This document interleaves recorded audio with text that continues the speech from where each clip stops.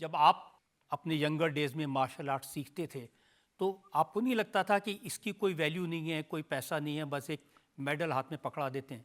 बिल्कुल आपने सही कहा है कि हम कोई टूर्नामेंट में जाते हैं तो हमें एक सर्टिफिकेट दे देते हैं और एक मेडल दे देते हैं जो कि असली सोना नहीं होता है। वो बोलते हैं गोल्ड मेडल मिला, बस वो पीला कलर का होता है तो सोना दे देते हैं। I came up with an idea that मेरे टूर्नामेंट में जो भी कोई गोल्ड मेडल जीतता है उसको मैं 1 लाख रुपए देता हूँ। और मैं आपको बताता हूँ बात कि मैंने देखा है वो 1 लाख 8 साल का बच्चा जब वो 1 लाख अपने माँ बाप के पास लेके जाता है, उसकी माँ कैसे कहती है कि मेरा कमाऊ पुत्र आया, मेरा कमाने वाला बेटा आया। और वो जो उस परिवार को जो 1 लाख रुपए लगता है ना, मैं कहता हूँ वो 100 करोड़ से बड़ी बड़ी बात है। मेरा प्रश्न है कि मार्शल आर्ट सीखने में आपने कैसे अपने आप को प्रिपेयर किया था? सच बोलूं झूठ बोलूं? हाँ। मैं सच बोलूं ना, मैं आपको सच बताता हूँ, अदालत है तो सच बताता हूँ।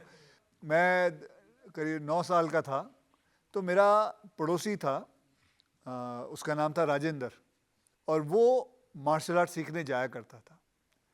और वो जब सीख के आता था तो उसको किक विक आती थी और बिल्डिंग में सारी लड़कियां होती थी तो वो अपने किक्स दिखाता था, तो he had become very famous. तो वो लड़कियां जो देती बड़ी इम्प्रेस थी और ये बात हमसे बर्दाश्त नहीं हुई।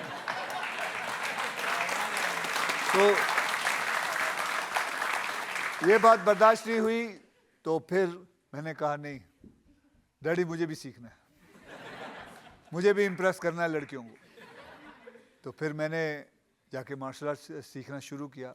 फिर मैंने, वो दिन है लड़कियों के चक्कर में इम्प्रेस करने के चक्कर में, आज का दिन है, आज तक ही करता हूँ।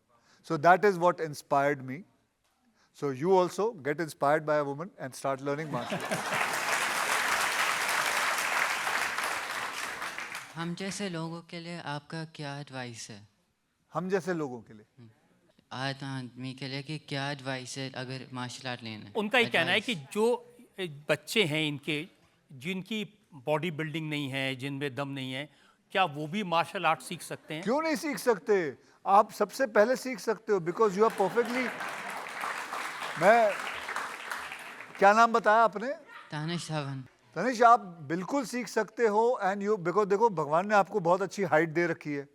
आई am a huge fan of your hair by the way, you have lovely curly hair, you're a lovely good looking boy and आप लंबे हैं and you have long legs, so you are perfect for martial art. I think you should go and learn. You can do kudo, you can do taekwondo, you should pick up any martial art. I think everybody in India should be prepared with martial art.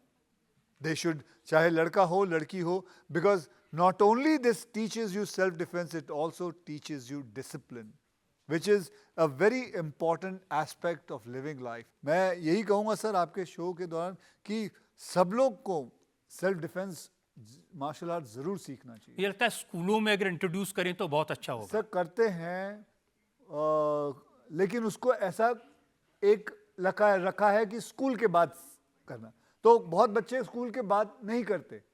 माँ बाप बोलते घर जल्दी आ जाओ और बच्चे नहीं करते। मैं बोलता हूँ स्कूल का एक पीरियड होना चाहिए, get it into as important as it's geography और हिस्ट्री और maths. That is what I think sir. ये बहुत अच्छी बात आपने।